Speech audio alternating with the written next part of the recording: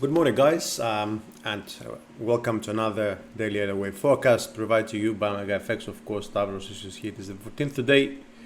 It's going to be a very interesting week, as you know. We'll have the Fed interest rate decision.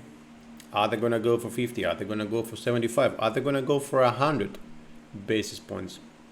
Well, knowing the Fed, I think that the 50 is going to be very likely, which means up until tomorrow we might see some sort of short-term decline. But from them, I think I would be expecting a relief rally, if not a reversal. Regardless, we're not here to discuss economics right now. We are here to look at the charts, what's going on with certain assets, and today's peak are Nasdaq, WTI, and GBPUSD. I wanted to come back to Nasdaq because we're getting some nice move here that is expected and suspected to be a fifth wave down here, and that is of course according to the volumes, right? Now, before going too deep, I just want to show you quickly that judging the fifth wave, right, judging from the fourth all the way down, we've just actually broken the 50, right, on the daily. So just for those who don't know, when we break 50% retracements, it means that sentiment changes in the market. Okay, sometimes it changes for good, sometimes for the short term, sometimes for the medium term. Short term, for example, will be 62, right? Medium term will be 79 or 90, and then longer term will just be below, below here, a full reversal, let's say. Yes, 50 is very important. Okay, so short-term decline, can it be expected? Yes, in my opinion. And why is that? Because as you can see here, I have, of course, the end of up here. Well, that should be, well, yeah, it can be. I mean, this is the one of the scenarios, 1 and 2.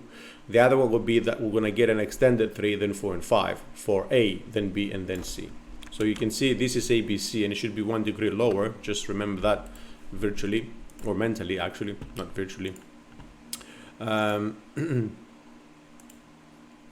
what we are going to look for now, it's the 62. Okay, that's around 1044. So the idea, however, may sound a bit exaggerated. We've had a drop of, well, the past few weeks actually, that is a drop of, let's say, 5% yesterday. Now, if we want to go to 1040 or so, it means like we need to lose another 675. Okay, it's a very good cluster, by the way. By tomorrow night, just before the FOMC, or even after the FOMC, as long as it spikes down there and then reverses. So there is this idea that 1040, guys, 1040, 1050, it's a very attractive level. Now, at the same time, we also have at the 1068 and the 1100s, let's say, right? The 11K. Don't forget, swing lows are very important, at least for initial I don't want to call it bounce, but for initial rejection, let's say, because sometimes it's just rejection, it's not a bounce. Either way, so I'm looking for an ABC here. The 100% is done. So in theory, we just got to look at the structure over here. On a different note, and we cannot ignore, as I said, the alternative, that would be 1 and 2 and 3, right? That would mean our 3 will go down to 9K, right? That means that this is 1 and this is 2. And we're going to get 3, 4, and 5, right? Which means if this is 1 and 2, does it really fit the narrative of going down to 161? Look at this. That would be quite extended, right? Because we'll look at the internal 1 and 2, then you know that this is already quite extended. And on a different note, we see also the volumes here popping up to the to this wave rather than this. It could, of course, be a case that this is, let me show you, 1 and 2, right? And this is just 1 of 3. So the 2, if we see an upside, that is the wave that we want to see volumes increasing a lot. If we don't get this, okay, it means that like we're very likely going to finish the fifth down here, and you know, start moving up from there. Now that upside move, guys, you well know it could be well, a reversal, or it could be a continuation to the downside. If it's going to be a reversal, then it simply goes up in 5 waves. If it's going to be just a correction and then more downside, which might be the case to be fair, then, well, depending on where we end, maybe this is just the first wave. We're going to get 2, 3, 4, and 5. Maybe it's going to be a leading diagonal, right? Maybe this is 1, 2, 3, 4, and 5 here. Or, you know, all of this 1, 2, 3, 4, and 5. You can see that that could be a third on its own, right? It's just it's not extended. It just did 100%, but we don't mind. Okay. It's just that it's a usual this is a usual structure for a diagonal, guys, if you see what I'm saying. It's just that there is no overlap, unfortunately. The overlap is here, but we don't need it here. We need here, and we didn't get it. You see that? Like it literally got rejected there, exactly at this level. So yeah, this is what we need to pay attention for now, and this is where I can go down to the shorter term stuff, right? And here's what I see, right? I see wave 1 because we have 5 waves here, and 2, 1, 2, 3, 4, and 5 because we have the highest volumes in the third. Then the fourth correction, more volumes than the second, which is natural, and now we're moving down. And look at this, how we're moving also suggests that we have one more leg down. Excuse me. So if the fourth is finished up here, although it looks like a 5-wave move, 1 and 2, 3 and 4 and 5, it's likely, right? This is exactly the expectation there.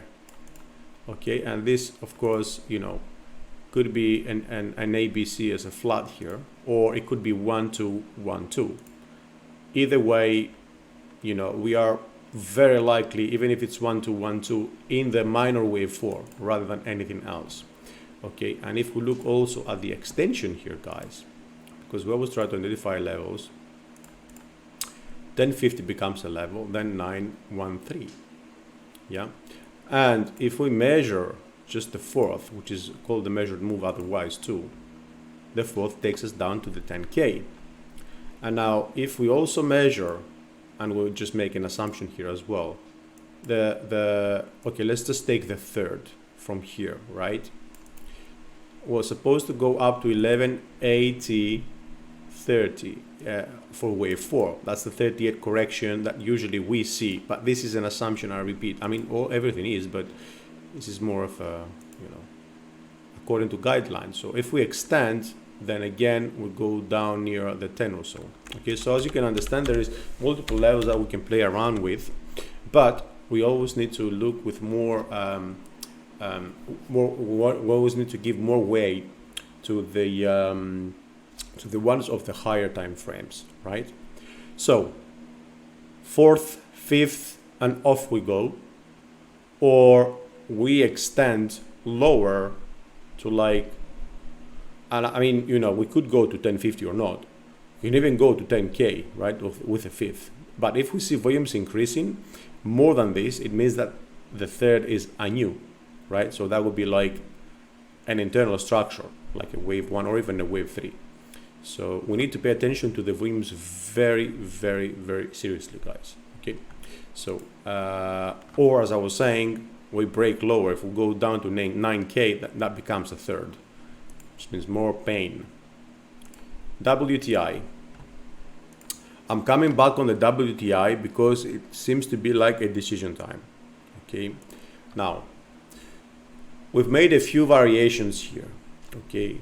But the truth is that so far, we've gotten at least the direction right. Okay. The variations doesn't necessarily mean, guys, and it's not about being right or being wrong, guys. We just want to be on the right side of the markets. Okay, this is what is more important. It doesn't matter if I have an ABC, W, X, Y, or whatever. Obviously, rules have to be followed, guidelines. So, this leading diagonal here that we've identified like a few sessions back, few videos back, it seems to be playing out fine. Now, the question now is, is this an ABC and we're gonna start moving lower down for the correction in wave 2 that I expected, which means I see much more upside for oil, okay, and down to 100 actually, or I'm going to get something like A, B, and C, okay, because it could be both, okay. Now, just judging from the duration and length of waves 1 and 3, we might be on an ABC here, okay, which means one more move to the upside can be seen, and that other move can come well after an ABC or WX and Y. What I'm saying is that wave B in this case might have finished, or maybe it hasn't finished. What we mainly care about is not moving much past, I would say, but we can move higher, of course. The trend line connecting waves 1 and 3. We can move above, but not much for a throwover. So as you can see, that can still come up to around 130 or so. And if it keeps going gradually up, it might just be the 5th. Because let's not forget that if we break above this, okay, with a structure like this, then this is very likely going to be an ending diagonal and not a leading diagonal, which means we reverse. Okay, now one thing we need to look at, obviously, and guys, you know, feel free to watch previous videos for the alternatives here, right? The 4th is done, the 2nd is done, we're expecting it for the 5th, maybe the 5th is finished and this is just a simple correction. Just feel free to watch the previous videos, because it just becomes a bit repetitive to keep going back on the same scenarios and alternatives all the time. Either way, now we're looking at this structure. I'm a bit more curious to identify what's happening in here, just to see what's going on in here, okay? Because maybe this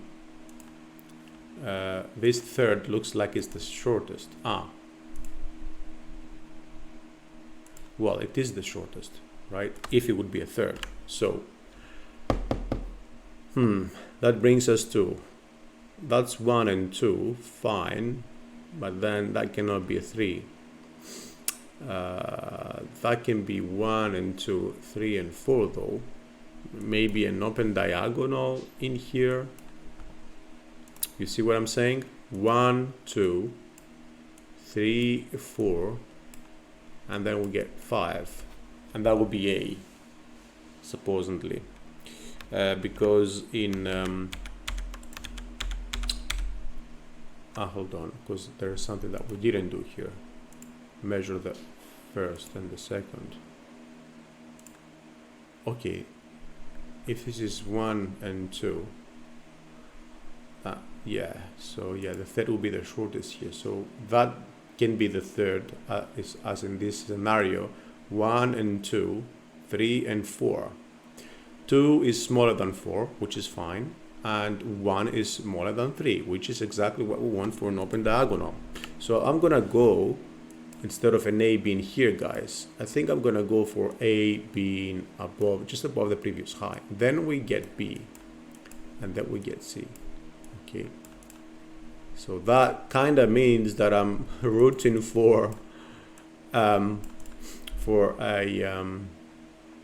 end of the move up to around 130 or above 130. So you know, just bear in mind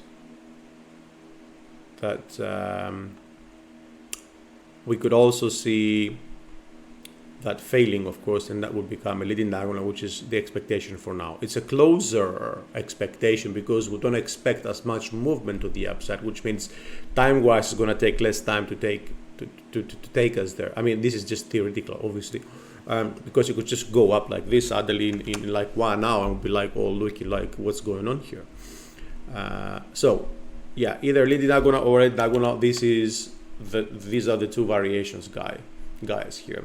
Now I'm just trying to see, you remember we're looking at this as 1, 2, 3, 4 and 5 at some point, like a triangle. Well, if that would be a triangle, then that would probably be something like 1 and 2, then 3, 4 and 5. I just don't see how this can turn into a triangle if it would be a triangle, let me just go and out and remind you a bit more about this, then it will be more interesting to call this something like 1, 2, 3, 4, and 5 for A, and then I would call this a B, and then we'll go up in C. Okay, so my A would be here, my B would be here, okay, and my C would be higher up. That actually is the most bullish scenario, because you know, if you use these all as an A, then you can understand that it's a bit of a move to the upside. So let's leave that there as well. And finally, GBPUSD. Now, we called this move on GBPUSD a while ago. Obviously, you know, calling moves that go up or down when you're trading against pretty much dollar, they're, you know, it's not like we're calling a GBP/CHF or something. It's against the dollar, so it follows kinda the narrative or the outlook of euro dollar. If we consider that dollar is very well you know, driving the market. The only thing I just wanted to mention here, guys, is that actually let me just quickly remind you here on the outlook. W, X, and Y, right? So the expectation would be for an A, B, C, very similar to the A that we expect on euro dollar as well, and then we expect B and C, right? It's just that we have a W, X, and Y here. W is a flat, so we expect just a simple zigzag in wave X. So 1, 2, the third one, as you can see, a lot of volume coming in here. Okay, this is declining one. So fourth wave has finished. We expect the third, then the fourth, then the fifth. Okay, now one might turn and say, well, what about this being 1 and 2, and this is like you know, 3? Fine. Can you count 5 waves in here? Because it just doesn't look right to me. Either way, it could be possible that this is the last to the upside, but look at how volumes are increasing here as well. So it looks like we're going for the third. Now the 122 is done, so 119.50, it's a very good idea.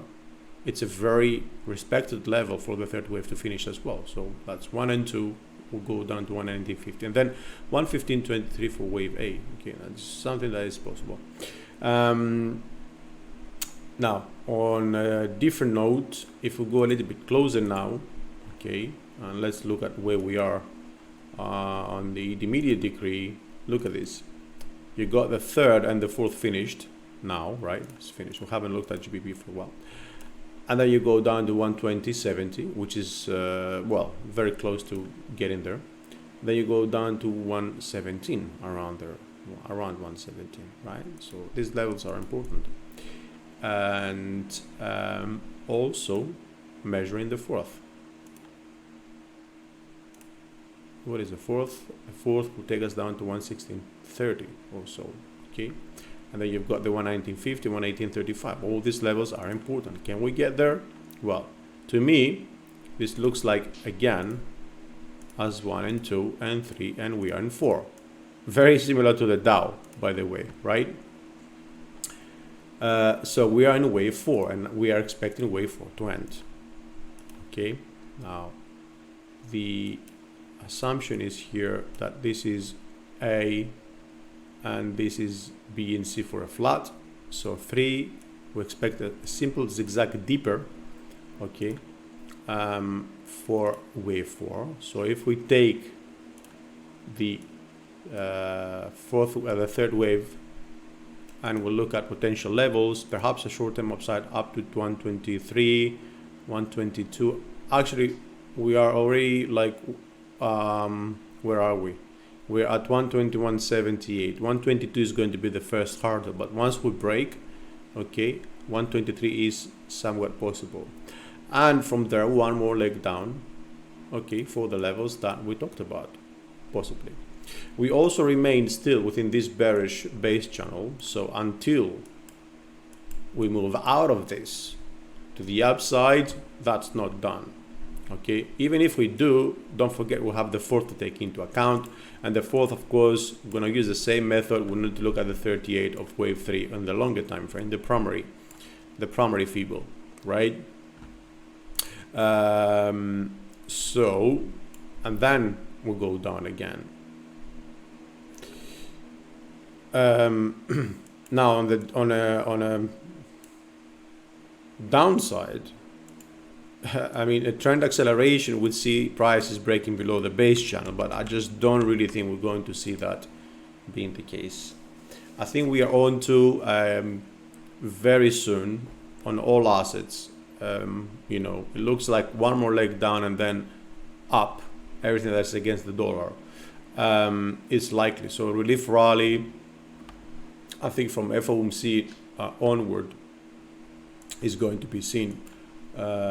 Since, as I said before, you know, it's more likely for the Fed to be, you know, to try to portray a relieving, a calm sort of attitude towards hiking.